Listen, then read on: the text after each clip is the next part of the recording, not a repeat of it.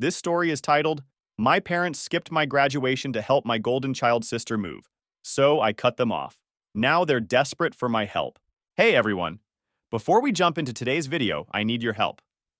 We've noticed the channel is losing some traction, and subscribing is one of the best ways you can support us. It's quick, free, and it helps us keep bringing you awesome content. Your support means the world. Let's keep this channel growing together. Thanks so much. Now let's start the video. I guess I should start from the beginning. You guys ever feel like an NPC in your own life? Like you're just kinda there while everyone else is the main character?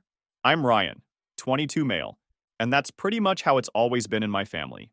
It's weird typing this out, but it feels good to finally tell someone who might actually listen. My younger sister Jenna, 20 female, has always been the golden child. And I don't mean like she occasionally got special treatment. I mean she was always the priority. Every single time. It's like my parents decided when we were little that she was the one worth investing in. And I was just there. When I was 10, I won this math competition. It was district-wide and pretty tough. I was super excited to tell my parents because math was my thing. And I finally had something to be proud of. I remember running home with my medal, only to find them fussing over Jenna's dance recital outfit. I stood there for like 5 minutes before they even noticed me. When I showed them the medal, my dad just said, "That's nice," and went right back to helping Jenna. I remember sitting in my room that night staring at the medal and wondering why I even bothered. That's just one example. There's so many more. When I was 14, I deliberately didn't tell them I had a school presentation, just to see if they'd ask. They didn't. Meanwhile, Jenna came home the same week talking about some dumb history poster project, and my mom literally stayed up until 2 a.m. helping her glue pictures to it. I used to vent to my girlfriend, I'll call her Megan, about this stuff, but she never really got it. "Come on, it's not that bad," she'd say. "Your parents just love Jenna a lot. She's the youngest. Of course they dote on her." Like I was overreacting. Like I wasn't watching my own family pretend I didn't exist. I remember when I turned 16, my dad promised to teach me to drive. He talked about it for months, how it was this father-son tradition and stuff. But then Jenna needed help with some science project, and suddenly Dad had no time for driving lessons. My Uncle Rick ended up teaching me instead. My dad didn't even seem to care. Take also my high school graduation. One of those proud parent moments, mine showed up 20 minutes late. I already had my diploma in hand, standing on the stage for a group photo. I saw them sneaking in the back like it was a casual lunch date they were late for. No photos, no cheers, just my dad whispering, "Jenna's game ran long." Cool. Guess volleyball trumps a once-in-a-lifetime event? My college acceptance letter came the same day Jenna got asked to prom by some football dude. Guess which one got celebrated with a special dinner? I tried talking to them about it once when I was 19. Big mistake. My mom got all defensive and said I was being selfish and that family supports each other. Dad just sat there nodding along like a damn bobblehead. The message was crystal clear. Jenna's needs are more important than Ryan's needs. Always. It messes with your head, you know? Growing up knowing you're the afterthought in your own family, you start to expect disappointment. You train yourself not to get your hopes up.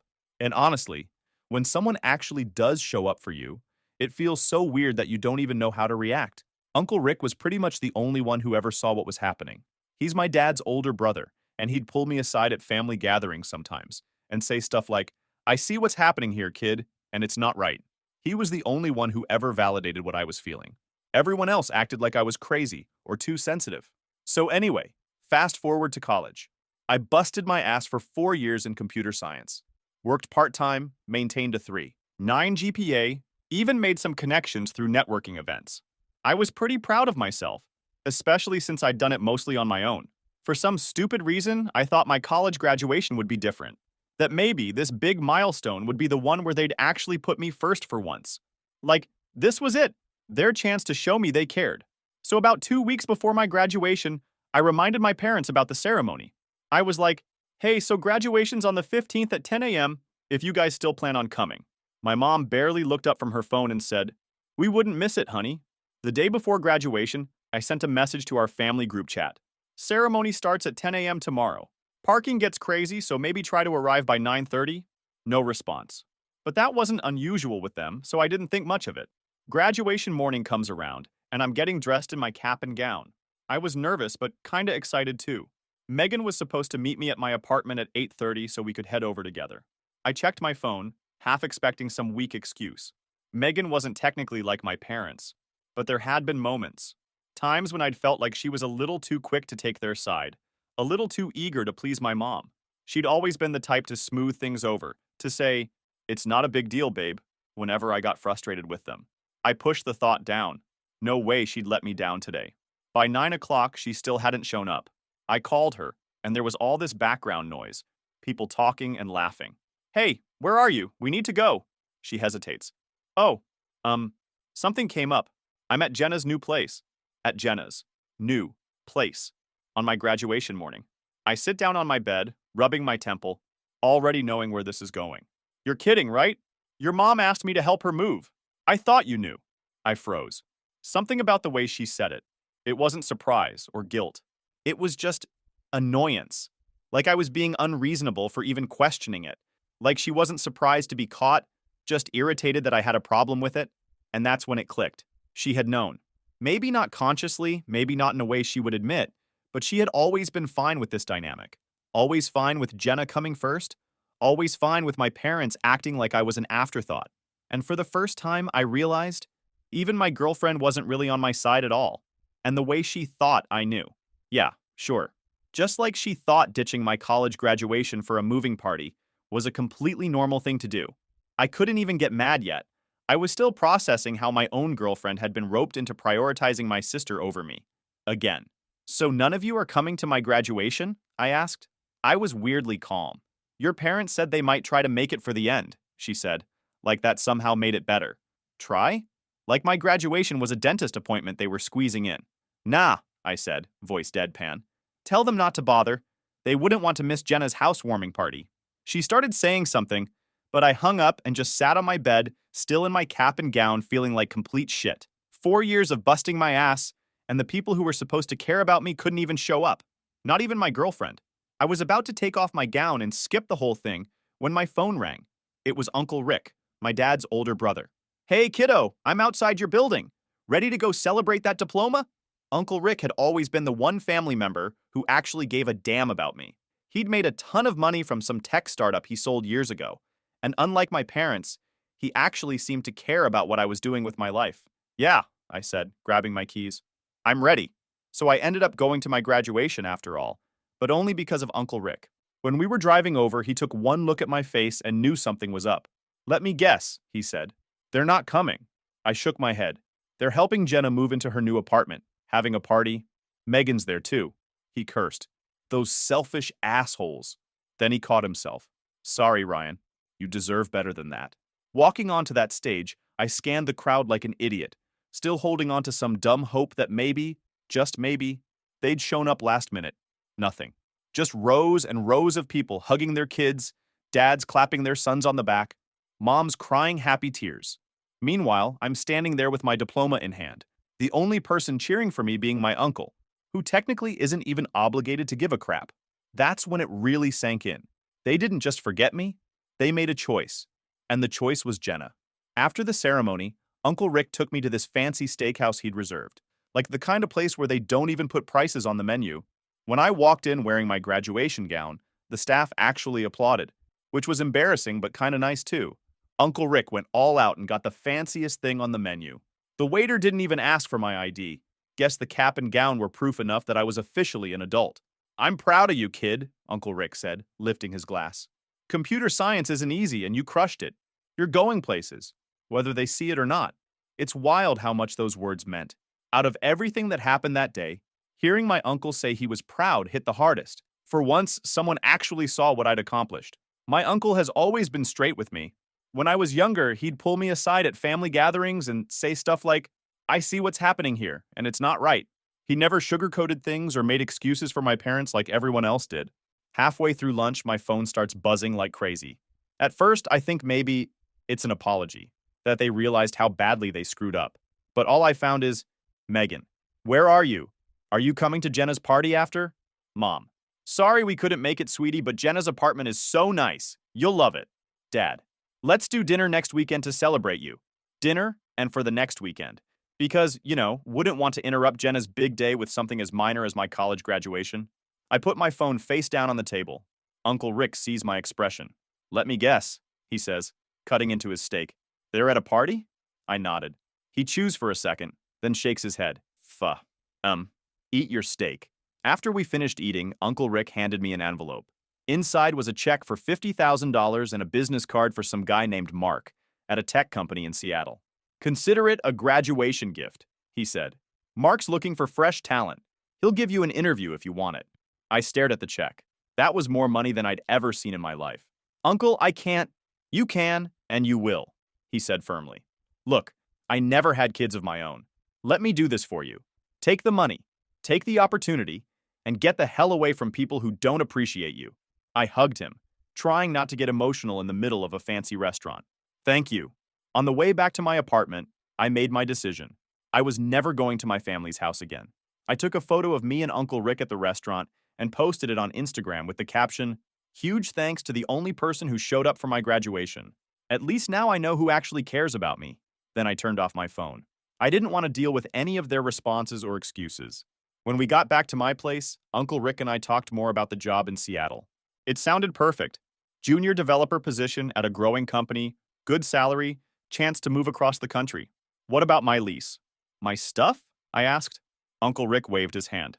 Details. We'll figure it out. Question is, do you want a fresh start or not? I thought about how Megan had betrayed me, how my parents had chosen Jenna over me yet again, on what should have been one of the biggest days of my life, how nothing would ever change if I stayed. Yeah, I said. I want a fresh start. We called Mark right then and there. Uncle Rick put him on speaker and introduced me. We talked for about 20 minutes about my projects, my experience, what I was looking for in a job. At the end of the call, Mark said, "How soon can you get out here for an in-person interview?" I looked at my uncle, who gave me a thumbs up. "How about next week?" I said. "Perfect.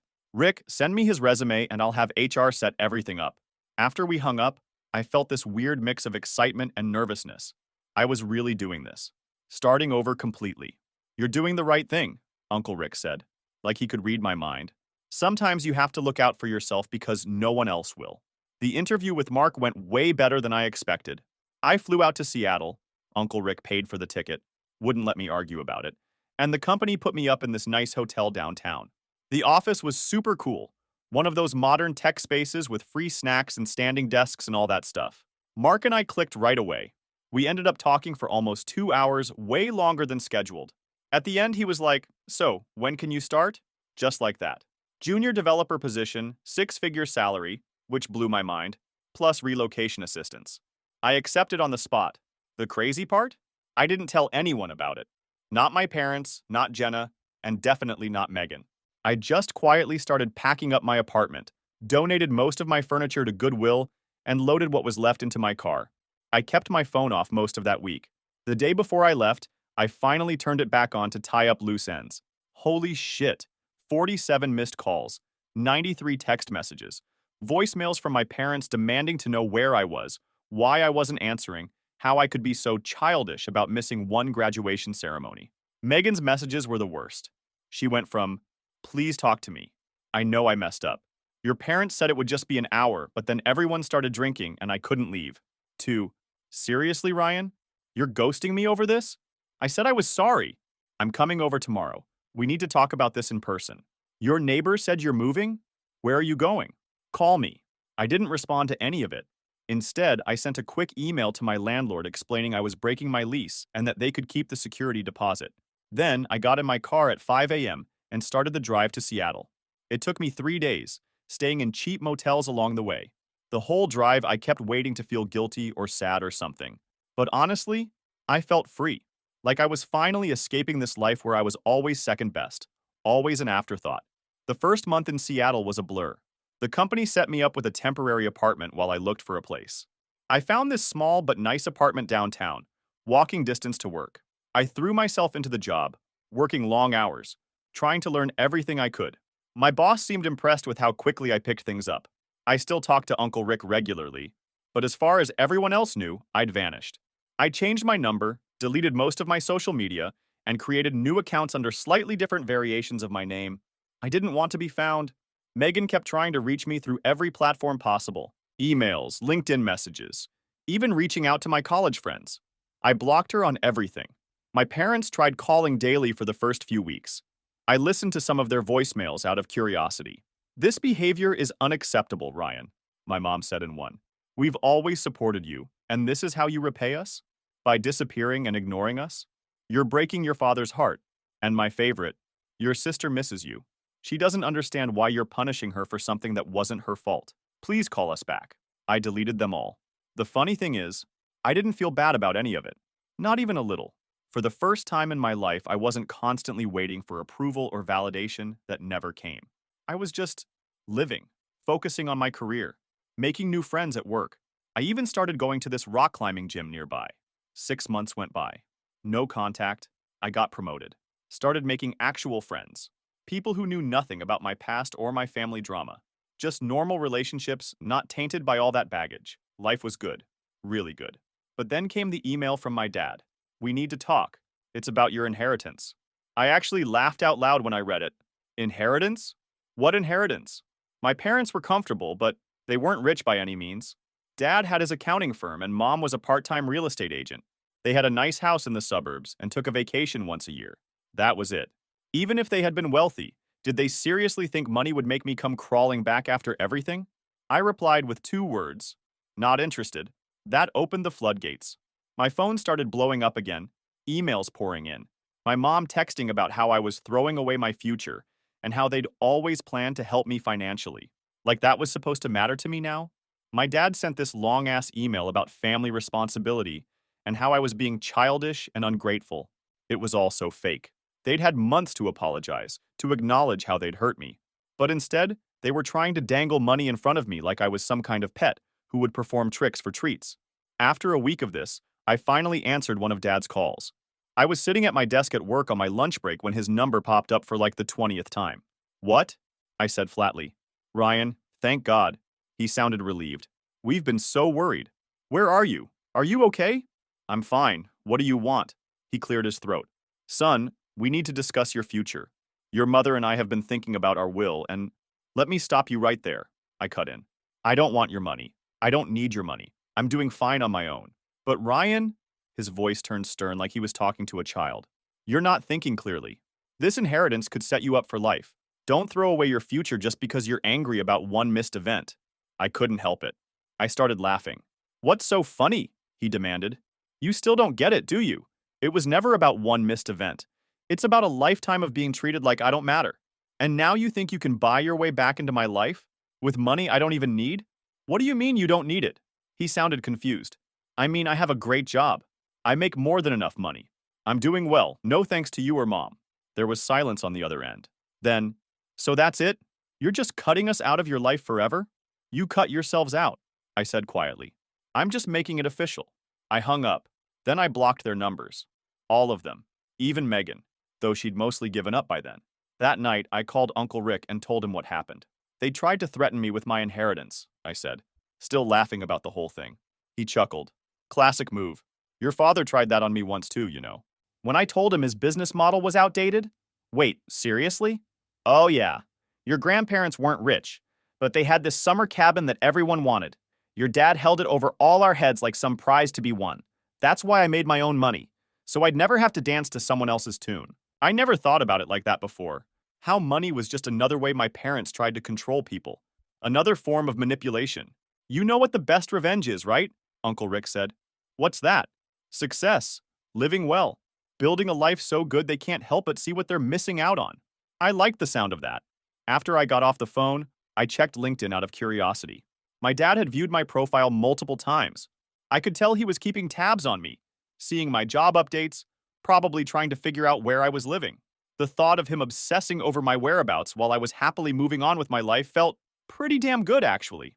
I updated my LinkedIn that night, added my promotion, some project details, a few professional photos of me at a tech conference.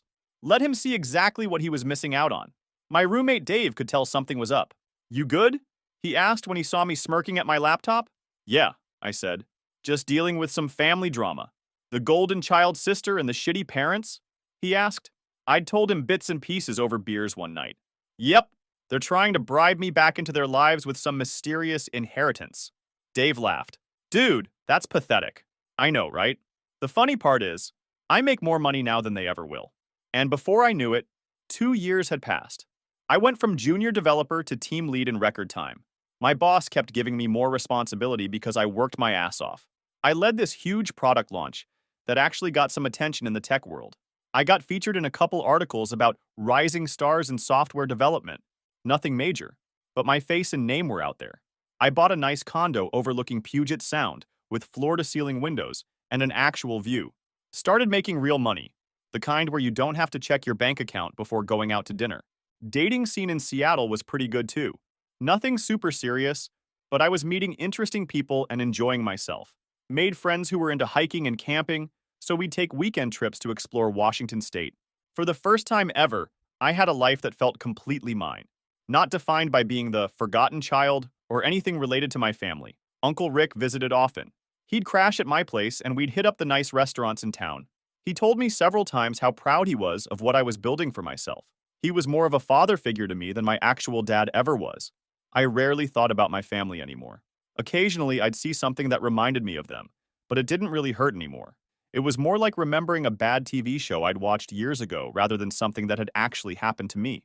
Then the economy took a nosedive. Tech companies were mostly fine, but a lot of other businesses started struggling. I only knew about my dad's situation because Uncle Rick mentioned it during one of our calls. "Your dad's accounting firm isn't doing so hot," he said, sipping his coffee at my kitchen counter. "Lost a bunch of clients to bigger firms that could offer lower rates, might have to downsize." I just shrugged. Not my problem. I didn't feel happy about it, but I didn't feel bad either. Just nothing. A month later, I got a LinkedIn message from my dad. Super formal and professional. "Ryan, I hope this message finds you well. I've been following your career with interest. Very impressive work with the Streamline AI project. I was wondering if we could connect sometime to discuss potential collaboration opportunities. Hope to hear from you soon." I showed it to my coworker Mike over lunch. He nearly spit out his drink. "Dude, is he serious? Potential collaboration opportunities? That's code for I need money, right?" I nodded, still staring at the message. "Pretty much." What are you gonna do?" I closed my laptop. "Nothing." But the messages didn't stop there. Next came an email from my mom talking about how proud they were of my success, how they'd always known I would do great things. She mentioned almost casually that they were going through a difficult time financially and that they missed their son. Then Jenna reached out on Instagram. "Hey stranger, long time no talk. Look, I know things are weird with us, but mom and dad are really struggling right now. Dad's business is failing, and they might lose the house. I know you're doing really well. Congrats on that, BTW. And I was wondering if maybe you could help them out. They're too proud to ask directly." I didn't respond to any of them. Didn't even mark the messages as read. Mike was fascinated by the whole situation. "So your parents ignored you your whole life, chose your sister over you every time, including ditching your college graduation, and now they want you to bail them out? That's some next-level entitlement. Welcome to my family," I said, rolling my eyes. "You're not considering it, are you?" he asked. Hell no. They made their bed. The truth is, part of me enjoyed seeing the tables turn. They'd made me feel powerless and unimportant my whole life. Now I had what they wanted, and they had to come to me. Was that petty? Maybe, but it felt like karma. Then, one Saturday morning, my doorman called up. "Mr. Walker, there's a couple here to see you. They say they're your parents." My heart started pounding. "I'm not expecting anyone." "They're quite insistent, sir. The woman is getting upset." I sighed. "Send them up." I knew this day would come eventually. Might as well get it over with. When I opened it, I barely recognized my parents standing there. Dad looked like he'd aged 10 years. Gray hair, deep wrinkles, the whole deal. Mom was skinny in a not healthy way, wearing clothes that used to fit her, but now just hung off her frame. They both had this look I'd never seen before, like cornered animals. "Ryan," Mom whispered, reaching for a hug. I stepped back, keeping the door half closed like a shield. "How'd you find my address?" I asked. Dad cleared his throat. "Rick told us. Said it was time we talked." That pissed me off. Uncle Rick had always been the one person who respected my boundaries. I made a mental note to call him later and ask what the hell. "Can we come in?" Mom tried to peek around me. "Looks like a beautiful place." I almost said no, but figured might as well get this over with. I stepped aside and let them in, watching their faces as they saw my place for the first time. Their eyes got huge taking in the view, the fancy furniture, all of it. "You've done really well," Dad said, sounding weirdly jealous and proud at the same time. "What do you want?" I didn't offer them a seat or anything. They looked at each other like they were deciding who would speak. Mom's eyes got all watery. "We miss you, Ryan." It's been 2 years. Whose fault is that? I shot back. Dad sighed. We know we screwed up. Missing your graduation was... We should have been there. We've had a lot of time to think about everything. How we treated you growing up. It was never just about graduation, I said, feeling like a broken record. It's my entire life being treated like I didn't matter. We know, Mom said, staring at the floor. We understand that now. I crossed my arms. So what changed? The articles about me? Seeing my success? Because you didn't care about understanding until I started making good money. Dad's face got red. That's not fair. Seriously? You're here because you need something. Just tell me what it is. Money. Mom wiped her eyes. Your father's business is failing. We might lose the house. We had to sell my car already, and Jenna had to drop out of grad school because we can't pay for it anymore. And there it was. The real reason. Not because they missed me or regretted anything. They needed a bailout. So you thought I'd just write you a check? After everything? We're your parents, Dad said, his voice getting that authoritative tone he used when I was a kid. Family helps family. I actually laughed out loud. Family helps family? Where was that attitude when I needed you? Where was that when you picked Jenna over me every single time for 20 plus years? We made mistakes, Mom was practically begging now. But people change. We've realized what's important. No, I shook my head. You haven't changed. You're still just looking out for yourselves. The only difference is now you need me instead of the other way around. I walked to the door and opened it. Time for you to leave. Dad's face got hard. That's it? You're turning your back on us when we need help? After everything we did for you? That was the last straw. What exactly did you ever do for me, Dad? Seriously. Name one time you put me first. One time you chose me over Jenna. He opened his mouth, froze, then closed it again. Couldn't think of a single example. Yeah, that's what I thought, I said quietly. Get out. Mom was full on crying now. Please, Ryan. We have nowhere else to go. For half a second, I almost felt bad for them. Almost. That sounds like a you problem, I said. Maybe ask your favorite child for help. After they left, I called Uncle Rick right away. You told them where I live, I said, still annoyed. He sighed. Look, kid, I thought it was time. They're in serious trouble, and they are your parents, even if they've been shitty ones. They only showed up because they wanted a handout. Probably, he admitted. But people sometimes do change when life knocks them on their ass. Not saying you should help them, just saying maybe hear them out. I thought about it all night. The next morning, I typed up an email. I'm not giving you money. Not because I don't have it, but because cash won't fix what's broken between us. I've spent 2 years building a life without you, and I'm doing great.